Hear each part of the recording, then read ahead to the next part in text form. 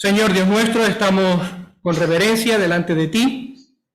Estamos, Señor, con actitud de recogimiento en nuestros corazones, porque, Señor, somos conscientes de tu presencia y queremos, Señor, honrar tu nombre. Queremos, Señor, que tú nos dirijas en todas las cosas que hemos de hacer. Queremos pedirte, Señor, que tú nos guíes en el estudio de tu palabra, que ella sea buena, Señor, para cada uno de nosotros, los que estamos presentes, y también, Señor, los que siguen a través del Zoom. Que tu palabra sea buena para nuestros corazones. Cuida, Señor, de los hermanos que vienen de camino.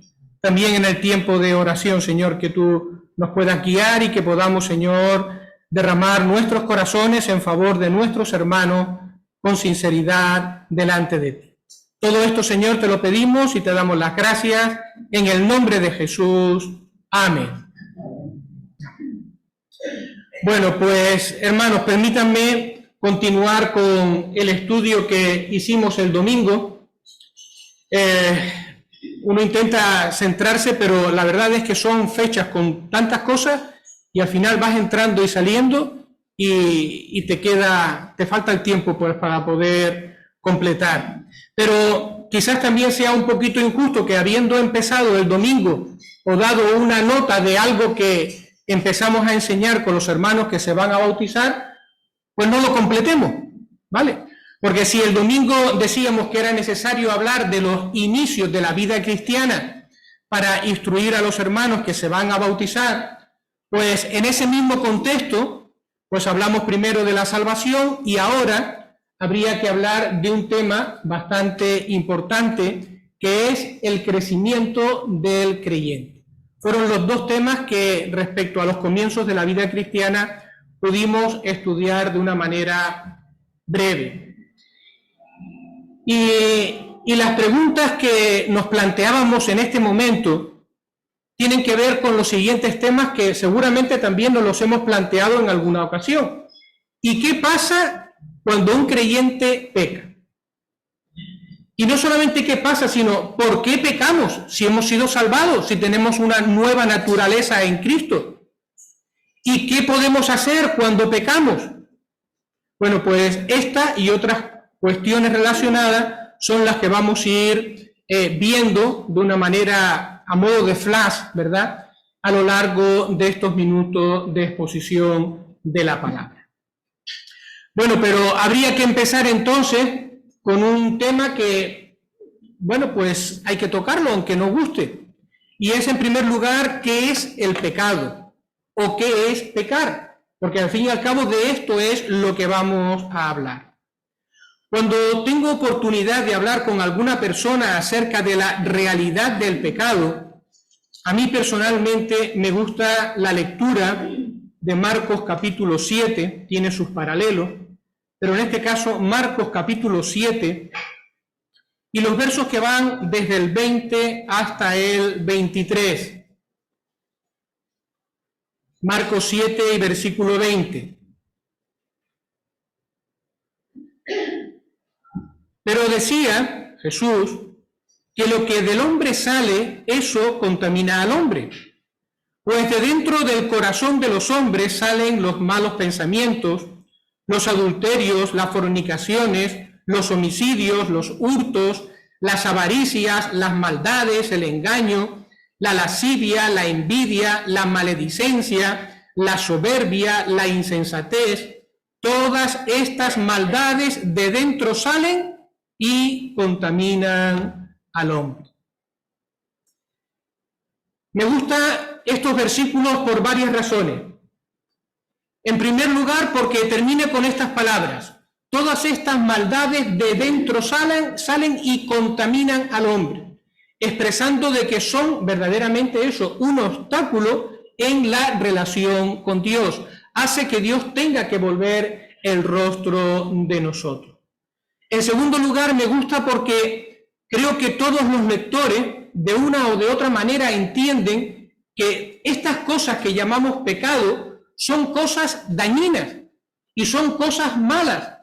Y cualquier persona con un mínimo grado de sensatez las entiende que tengan que ser juzgadas por Dios, porque verdaderamente son malas. aún aquellas que uno pudiera decir, pero eso me afecta a mí solo. Se sabe de que al final afectan también a terceras personas y que además si hacemos un ejercicio de conciencia delante de Dios son incluso autodestructivas porque van degenerando a la propia persona el concepto de persona. Pero me gusta también porque pone claro una cosa que el Señor Jesucristo enseñó también a lo largo de las Escrituras, y es que el pecado no son solamente cosas de hacer. De hecho, empieza el versículo hablando de los malos pensamientos. Por lo tanto, el pecado también tiene que ver con lo que nosotros pensamos. Y no solamente con lo que nosotros pensamos, sino también con lo que sentimos. Y ahí se nos habla, por ejemplo, de la envidia. Y también con actitudes del corazón. Y en este caso, pues se nos habla acerca de la insensatez o se nos habla acerca de la soberbia. Una definición de pecado no es fácil, ¿vale? Pero cuando tratamos de definir o hablar de lo que es el pecado, pues tendríamos que decir que pecado es no cumplir con lo que Dios manda.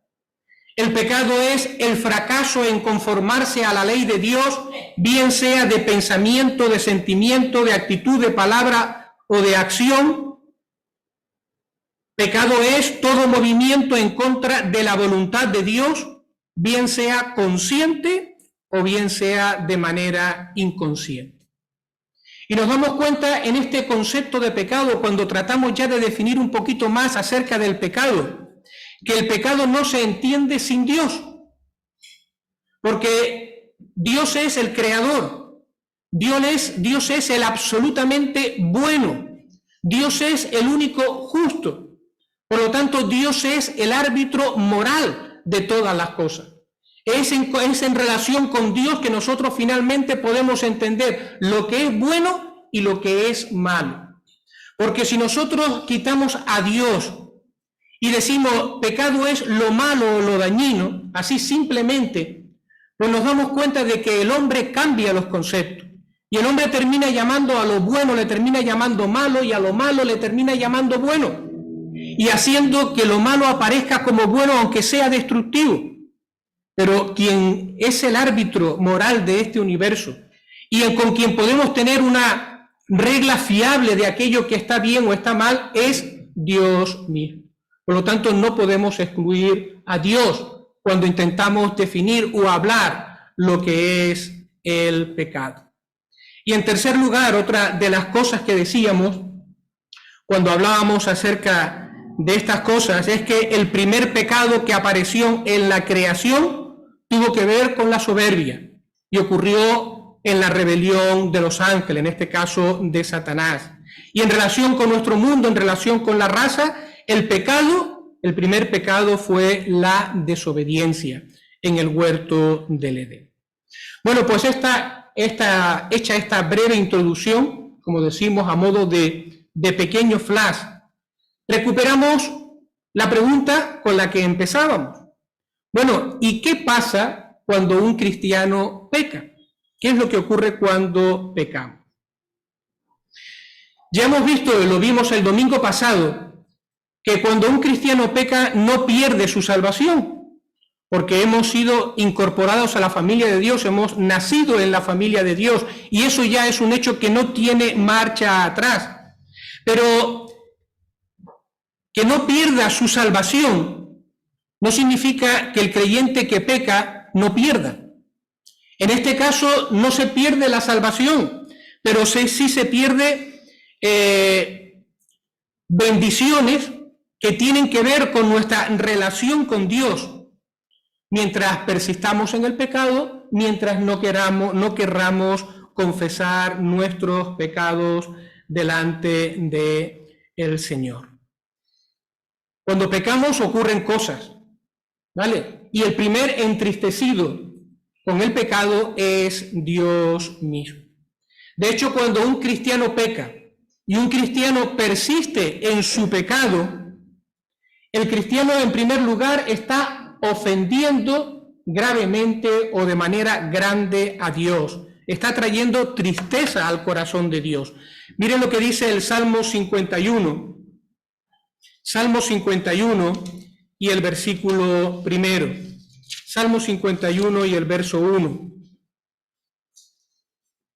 Ten piedad de mí, oh Dios, conforme a tu misericordia, conforme a la multitud de tus piedades, borra mis rebeliones.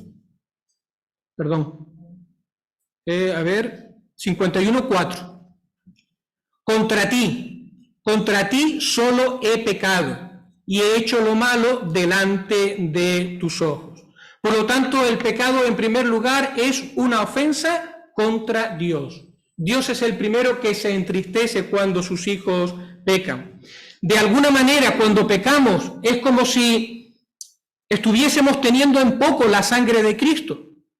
Porque pensemos esto, para podernos librar del pecado, para podernos librar precisamente de esas cosas que yo he hecho, que dañan la comunión con Dios, para podernos perdonar, Dios tuvo que enviar a su Hijo. Su Hijo tuvo que derramar su sangre, su Hijo tuvo que morir por nosotros. Y cuando nosotros tenemos en poco el pecado y pecamos, ¿qué es lo que estamos poniendo en poco valor?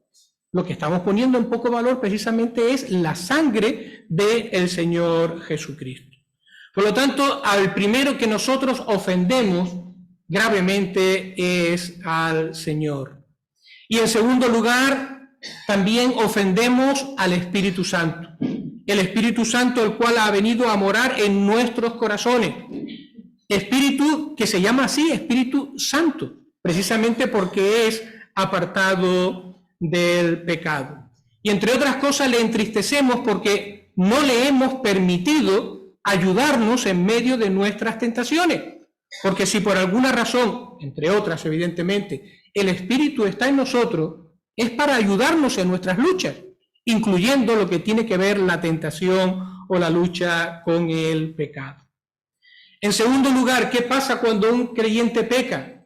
No solamente que ofende a Dios, sino que además muchas veces le hace daño a terceras personas. Hay otras personas que de una manera directa o indirecta están sufriendo con las cosas que yo estoy haciendo. Y en tercer lugar, consecuencia del pecado es que terminamos como creyentes cuando pecamos y no reconocemos o no corregimos, terminamos haciéndonos daño a nosotros mismos. Y eso lo podemos ver en el Salmo 32. Salmo 32, versículos 2 y 3. Bienaventurado el hombre a quien el Señor no inculpa de iniquidad y en cuyo espíritu no hay engaño. Y ahora confiesa David, mientras callé, se envejecieron mis huesos en mi gemir todo el día. No lo olvidemos, la paga del pecado siempre es muerte.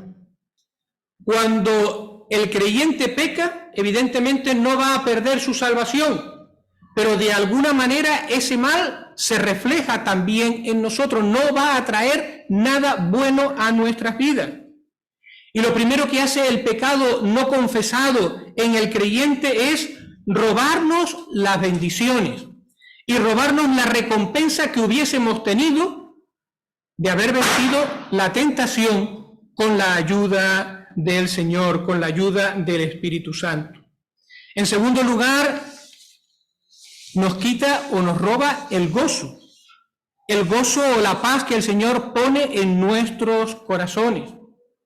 El hecho de no confesar nuestros pecados nos impide servir al Señor y nos impide servir al prójimo en la manera que el Señor quiere. El hecho de tener pecado y no corregir y no confesar nuestros pecados embota nuestra sensibilidad espiritual para que el Señor pueda guiarnos y darnos dirección, para poder discernir las cosas que suceden a nuestro alrededor de una manera espiritual. Miren, hermano, se mire como se mire, el pecado es una torpeza y siempre es una ofensa delante de Dios. Y es algo que con la ayuda del Señor debemos procurar evitar. Hay un cántico que dice, ¿para qué pecar si soy salvo, si ya tengo tanta luz? Por eso decimos, pecar teniendo esta luz es verdaderamente una torpeza y una ofensa delante de Dios. Pero, ¿y si pecamos? ¿Y si nos dejamos llevar? ¿Si no hemos sido valientes? ¿Si no hemos tenido autocontrol? ¿Y si pecamos? Ahora, ¿qué es lo que sucede en la vida de un cristiano? Bueno, antes de seguir adelante, es necesario hacer una pequeña aclaración que creo que todos lo sabemos, pero nunca está de más volverlo a recordar. Un cristiano ha experimentado dos nacimientos, y creo que eso lo dijimos el domingo pasado. Dos nacimientos porque hemos experimentado nuestro nacimiento físico, es decir, hemos venido a este mundo de un padre, de una madre, y además también hemos experimentado un nacimiento espiritual. Y esto ha sucedido en el momento que hemos creído en el Señor y hemos confesado al Señor como nuestro único y suficiente Salvador. Pues de la misma manera que el creyente ha experimentado dos nacimientos, significa que ahora, en estos momentos de nuestra vida, el creyente también tiene dos naturalezas. Tenemos una naturaleza caída que hemos heredado de nuestros padres, con la cual hemos nacido en este mundo, una naturaleza caída que, por lo tanto, aunque quiera, no puede agradar a Dios, como explica Romanos capítulo 8, versículos 7 y 8. Pero en el momento en que hemos creído y que hemos convertido, que hemos nacido de nuevo, también hemos recibido una nueva naturaleza, una naturaleza espiritual, una naturaleza que viene de Dios. Y estas dos naturalezas están en conflicto en nuestro interior. Por eso muchas veces ocurre lo que acabamos de describir hace un momento, ¿vale? Que tenemos lucha y que a veces también cedemos y que el pecado sigue siendo una realidad con la cual tenemos que combatir en nuestras vidas. Hay una ilustración que está en los libros de Maús, en uno de los cursos de Maús, que a mí particularmente me gustó bastante, o me gusta bastante. Lo que no me gusta es, se lo decía a los hermanos, bueno, pues la carreta, que ya podían haber hecho algo más, un poquito más bonito, ¿no? Pero bueno, la idea es esta. Nosotros somos como esta carreta, ¿vale? Y nosotros hemos venido a este mundo con una naturaleza caída que está representado por este caballo. Y es la que hasta este momento ha ido guiando nuestros impulsos y ha ido marcando nuestro camino y marcando nuestro destino. Por sus impulsos y deseos nos hemos guiado hasta ahora. Pero en el momento en que nosotros hemos creído, Dios ha puesto en nosotros una nueva naturaleza. Entonces ahora tenemos un nuevo caballo interior, una nueva forma de vivir, una nueva forma de entender la vida. Y esta es la que se nos manda vivir. Se nos manda vivir de espaldas al viejo hombre y se nos manda vivir buscando las cosas del nuevo hombre en el poder del Espíritu que Dios ha puesto en nosotros. Por lo tanto, nuestro deber es alimentar el nuevo hombre y dejar morir el viejo, para que de esa manera el viejo no siga controlando nuestra vida, sino que quien controle es la nueva naturaleza que Dios ha puesto en nosotros. Por lo tanto, este es un conflicto que nos va a acompañar, hermanos, desde que nos convertimos hasta que el Señor nos llame a su presencia.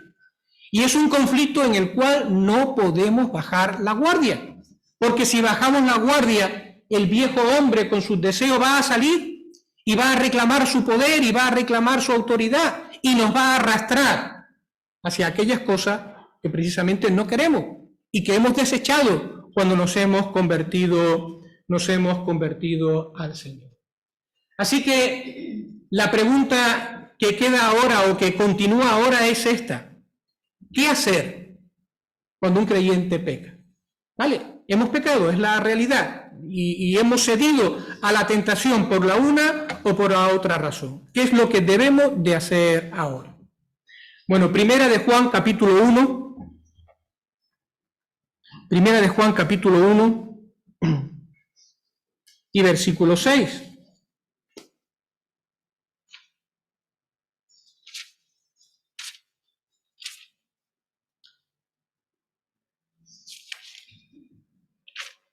Perdón. Capítulo 1 y versículo 6. Yo voy a aprovechar un momento para beber agua.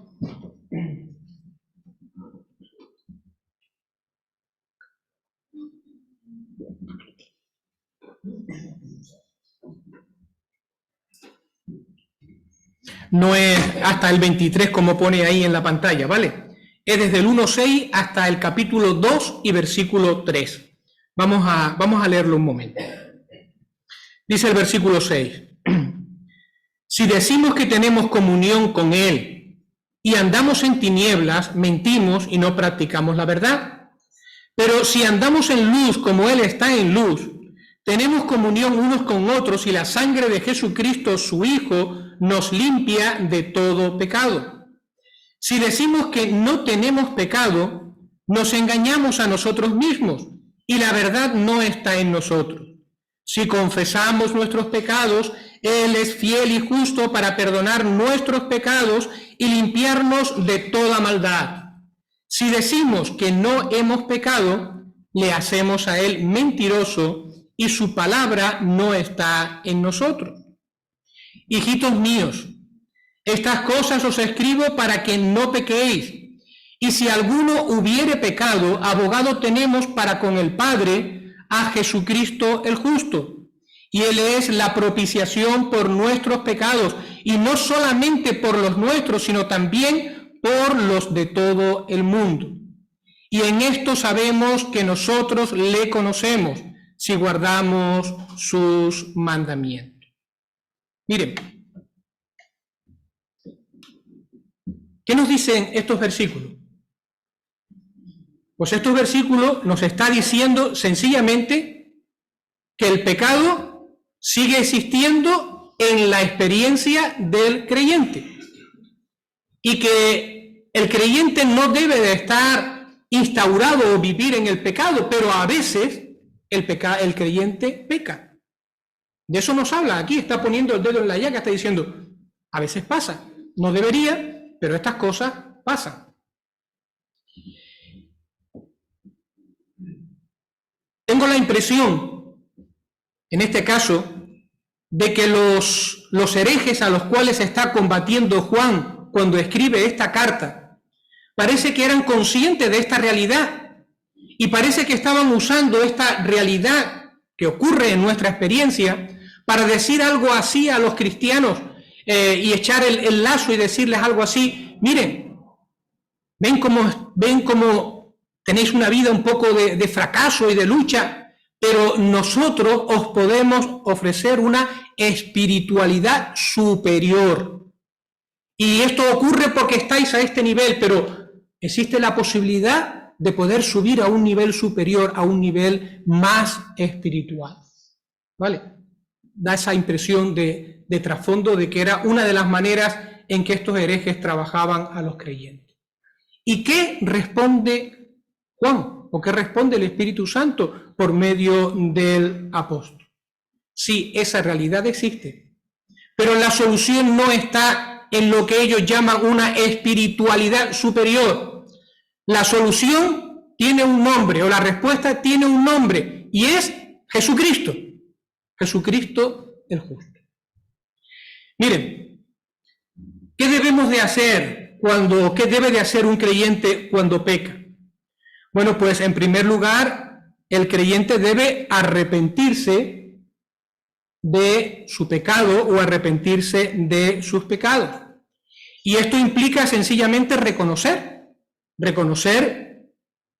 mi fracaso, reconocer lo que he hecho y ponerlo en primer lugar delante de Dios y determinar delante de Dios no volver a caminar en esa dirección. ¿Vale? Normalmente la tristeza o el dolor pues son una evidencia de que efectivamente hay una contrición o hay un arrepentimiento verdadero en la persona arrepentida. Pero en segundo lugar, no es solamente una cuestión de lo siento delante de Dios y reconocer lo mal que he hecho y no voy a volverlo a hacer y Señor, ayúdame. sino que además se nos pide que lo confesemos al Señor, pidiéndole perdón. Mira lo que dice 1 Juan capítulo 1 y versículo 9. Si confesamos nuestros pecados, Él es fiel y justo para perdonar nuestros pecados y limpiarnos de toda maldad. Él es fiel y justo para perdonar nuestros pecados y limpiarnos de toda maldad. Dios siempre está dispuesto a perdonar a su Hijo a fin de recuperar esa comunión o esa intimidad, porque Él no quiere perder la intimidad con nosotros. La cuestión es que nosotros pongamos de nuestra parte y nosotros confesemos delante del Señor nuestra debilidad, nuestro pecado, aquello que ha sucedido. Y en tercer lugar, importante es también restituir el daño. Si hemos hecho daño a otra persona, bien sea con nuestras palabras o bien sea con nuestros actos, lo que debemos es ir a esa persona para pedirle perdón o intentar restituir, si hemos hecho algún daño material, pues intentar restituir aquello que nosotros hemos hecho. Es decir, hemos de procurar arreglar el daño que hemos causado. Y aquí hay una matización importante que además la ponía el hermano en el cual he basado la mayoría de estos estudios, y es que según la esfera del daño, así ha de ser el alcance de la restitución. Es decir, si yo he ofendido a un hermano o a dos hermanos, pues lo propio es que yo arregle mi asunto con este hermano y con el otro hermano.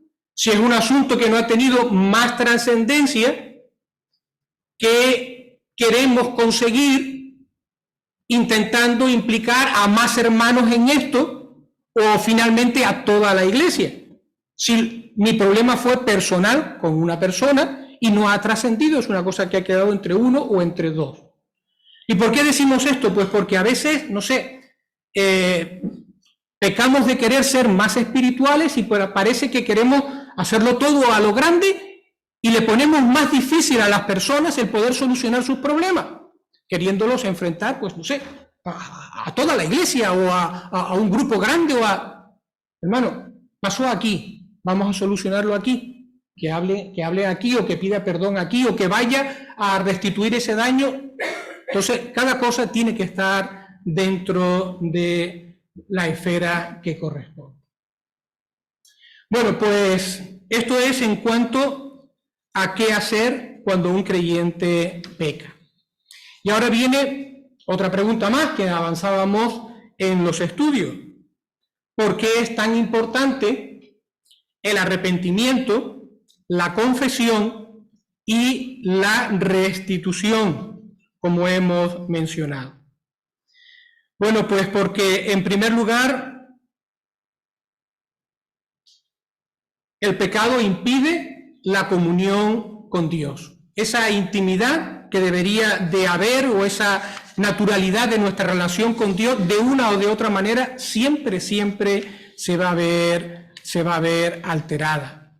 Porque mientras no confesamos, mientras no restituimos, mientras no nos arrepentimos, pues el Espíritu Santo va a quedar restringido en cuanto a la obra que quiere hacer en cada uno de nosotros.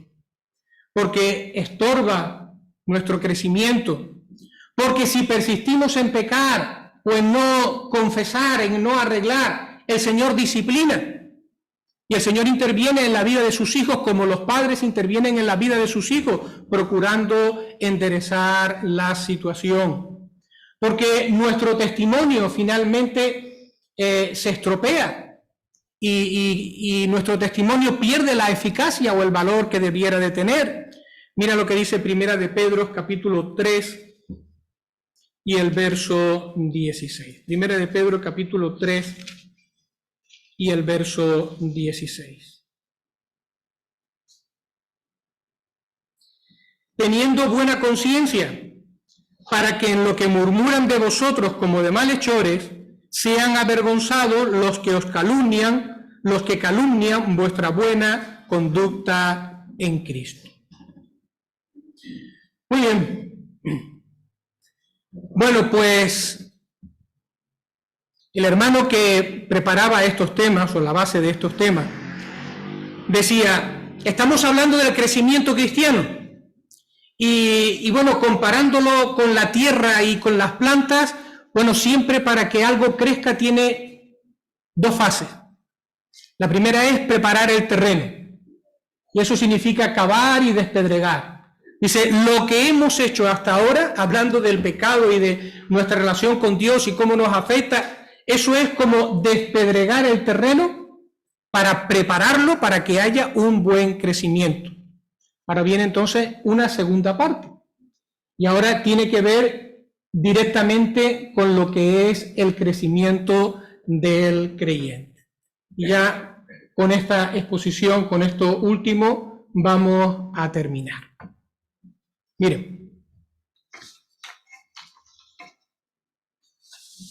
¿Qué medios nos ha dado Dios para que esa planta pequeñita que somos nosotros pueda crecer conforme a la voluntad de Dios, desarrollarse y ser una planta o ser un árbol que dé el fruto que Dios quiere? ¿Qué medio nos ha dejado el Señor? Antiguamente se solía utilizar la expresión los medios de gracia. ¿Cuáles son los medios mediante los cuales Dios va obrando en nosotros para que podamos crecer y podamos tener esa vida agradable delante del Señor?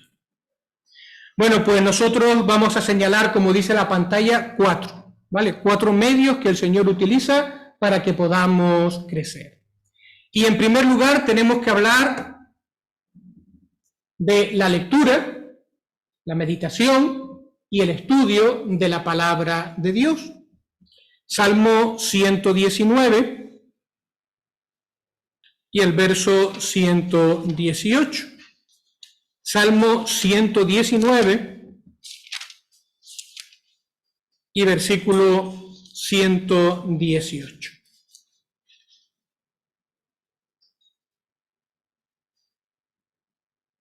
A ver. No.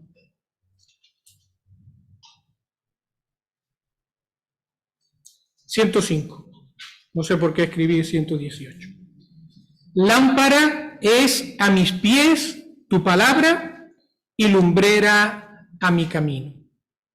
Miren, no solamente que mientras nosotros leemos la palabra de Dios, vamos alimentando con la palabra nuestra vida espiritual, vamos alimentando nuestra mente y nuestros corazones, sino que en la medida que nosotros prestamos atención a lo que leemos, nosotros estamos aprendiendo de cómo es Dios y de cómo es su carácter y cómo es su relación con nosotros. Y en la medida que nosotros leemos y meditamos en la palabra de Dios, nos estamos abriendo a que Él pueda orientar y Él pueda ir dirigiendo nuestras vidas. De esa manera que esa nueva vida que Dios está formando en nosotros pueda encontrar el alimento que necesita, el abono necesario para ir creciendo, para ir formándose. Como dice 2 de Timoteo capítulo 3, los versos 15 hasta el 17, todo lo que el cristiano necesita para crecer y estar fuerte espiritualmente, lo va a encontrar en la palabra de Dios. Todo lo que necesita está aquí. Es necesaria la lectura, leer y leer 1, 2, 3 veces, lo que sea, leer la palabra y leerla abundantemente. No importa que no siempre entendamos todo lo que leemos, pero estamos haciendo un pozo en nosotros con lo que estamos leyendo, de material, de vida que el Señor después va a poder ir utilizando. Meditar y dedicar también tiempo al estudio de la palabra. En segundo lugar, ¿qué otro medio nos ha dado el Señor? La oración. Y ya sabemos que la oración es la manera en la cual el creyente habla con Dios, en la cual el creyente expresa su sentir y su necesidad delante del Señor. Y lo hemos dicho en muchas ocasiones, la comunión con Dios es como una carretera con doble sentido de circulación. Es decir, una carretera donde por un lado los coches van en una dirección y por otro lado vienen en la contraria. ¿Qué quiere decir esto? Bueno, pues esto quiere decir que mediante la oración es el carril de ida, vamos a llamarlo así, y es la manera en que yo hablo con Dios. Y yo le cuento mis tristezas y mis alegrías y mis fracasos y mis victorias y mis preocupaciones y Dios me escucha. Y el carril de vuelta es la palabra. Y es a través de su palabra que Dios va contestando y Dios va haciendo ver pues lo que Él quiere para cada uno de nosotros. Y entonces Dios se hace realidad en nosotros. Pero si nosotros no oramos, y más cuando estamos empezando, siempre, pero y más cuando estamos empezando en los caminos del Señor, y no pasamos tiempo en leer la palabra, difícilmente vamos a ir fortaleciendo, ¿verdad?, estas cosas tan necesarias para el crecimiento del creyente y sobre todo esa planta pequeñita, ¿verdad? Decíamos que hay diferentes tipos de oración, ¿vale? Hay oración de alabanza, hay oración de adoración, hay oración de confesión, hay oración de intercesión, hay oración de acciones de gracias, y cada forma de oración pues tiene su contexto y tiene también su lugar. Posiblemente cuando estamos en nuestras casas y estamos en la intimidad, pues todas estas formas de oración pueden estar presentes, porque confesamos nuestro pecado, alabamos a Dios, le pedimos, intercedemos. Pero, por ejemplo, el domingo por la mañana, pues con independencia de cuál sea el sentir de nuestro corazón, nuestras oraciones son primordialmente de acción de gracia. Nuestras oraciones son primordialmente de alabanza, primordialmente de adoración, porque para eso nos hemos reunido. Cuando estamos los jueves reunidos aquí en este local, ¿cuál es el motivo? El motivo es la intercesión. Y con independencia de que tengamos esa libertad, pues para pedir perdón o confesar delante de Dios, o esa libertad, pues para dar gracias a Dios, nos hemos reunido para interceder los unos por los otros, principalmente. ¿Vale? Entonces, hay diferentes tipos de oración, cada una tiene su contexto y todas deben de ser experimentadas en la vida de los hijos de Dios. También hablamos, de una manera breve, que es lo que estamos haciendo ahora, de las condiciones de la oración. Ya dijimos que nuestras oraciones deben de ofrecerse delante de Dios en el nombre del Señor Jesucristo. Es decir, como si Él mismo lo pidiera. Nuestras oraciones tienen que estar de acuerdo al carácter y al corazón y al propósito del Señor Jesucristo. En Juan 14:13, allí se nos recuerda o se nos pide que pidamos en su nombre. Y el Señor Dios va a responder. Juan 14 y versículo 13.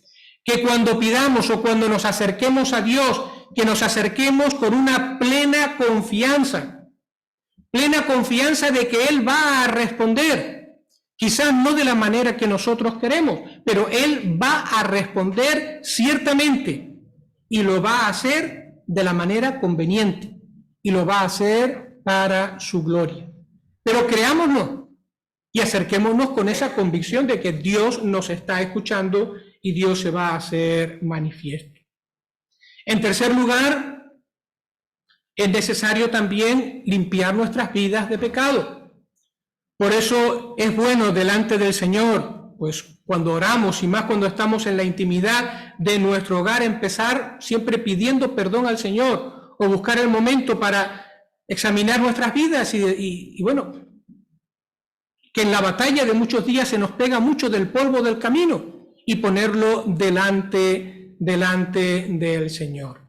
Y si hay pecado no confesado, si hay rebeldía, eso finalmente se convierte, como hemos dicho anteriormente, en un obstáculo que va a hacer que nuestras oraciones no sean escuchadas, al menos en la manera que nosotros hubiésemos querido.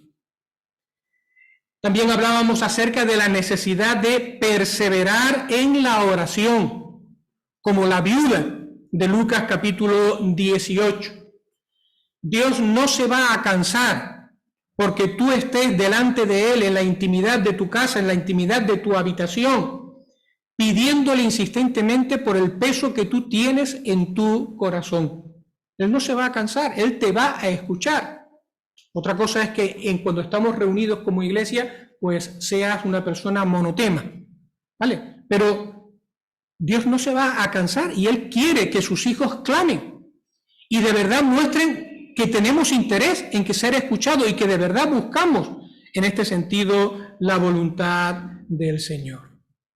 Y por último, también se nos pide en 1 de Tesalonicenses 5:17 que oremos sin cesar. Y en este caso el matiz podría ser el siguiente: que insistamos en tener una comunión constante con el Señor, con independencia de las circunstancias en las cuales estemos viviendo. Orad sin cesar, que las circunstancias, el lugar o el modo, lo que quiera que ocurra, nunca sea un inconveniente para que tú puedas presentarte en oración delante de tu Padre Celestial. En todo lo que hacemos, ¿vale? Una breve oración salida de lo profundo del corazón es suficiente, pero el Señor siempre presente en nuestras oraciones a lo largo de nuestras vidas.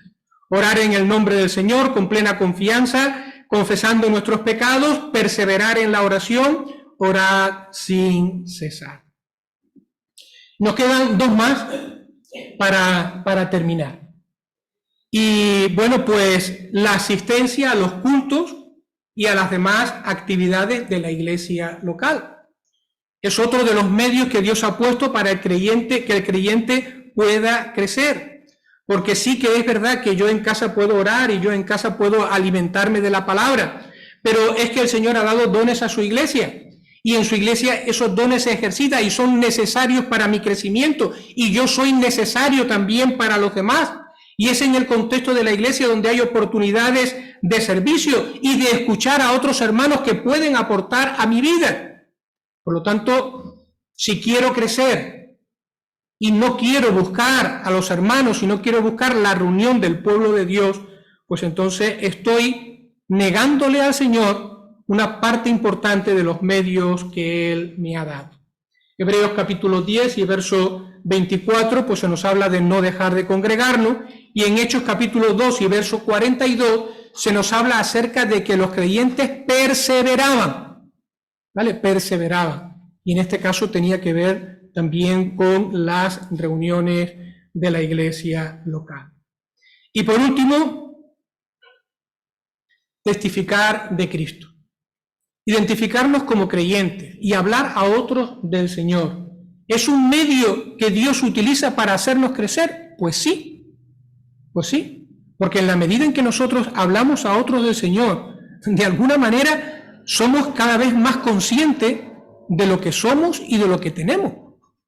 Y de verdad que el gozo también que produce en nosotros el hablar a otras personas del Señor, todo eso nos ayuda a crecer.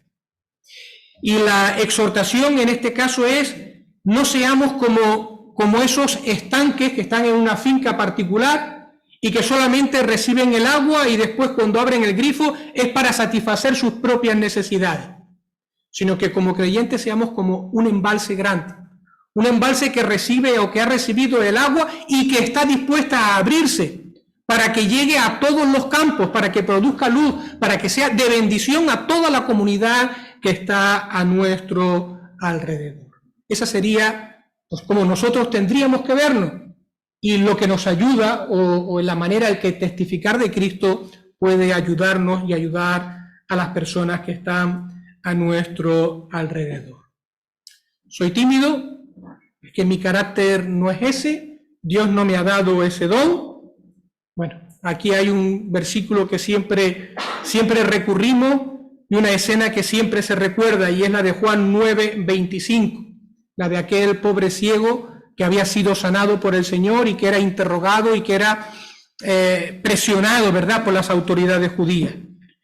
Y había algo que él podía decir: una cosa sé, que habiendo yo sido ciego, ahora veo.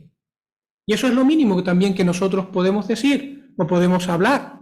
mi experiencia con el Señor. Yo antes era rebelde, yo antes no entendía estas cosas, pero cuando me convertí, me di cuenta de que realmente Dios cambia vidas, o Dios me ha dado una manera diferente de entender, y ahora tengo un tesoro que antes no tenía. Hay muchas maneras, ¿verdad?, en las que el Señor puede abrir nuestras bocas a pesar de nuestra timidez, a pesar de nuestro carácter. Nadie está pidiendo, si no tienes el don, de que seas ese gran evangelista o ese hermano, perdón por la comparación, que seamos un Baltasar, ¿vale? Nadie nos lo está pidiendo, pero conforme a lo que el Señor nos ha dado, vamos a hacerlo, hermanos, vamos a hablar del Señor. Bueno, pues hasta aquí, hermanos, lo que es la exposición de la palabra. A ver si en la próxima ya podemos retomar el estudio de Marcos, ¿vale? Y bueno, pues ahora damos paso al hermano Josué, que seguro que tendrá algún cántico que compartir con nosotros. Amén.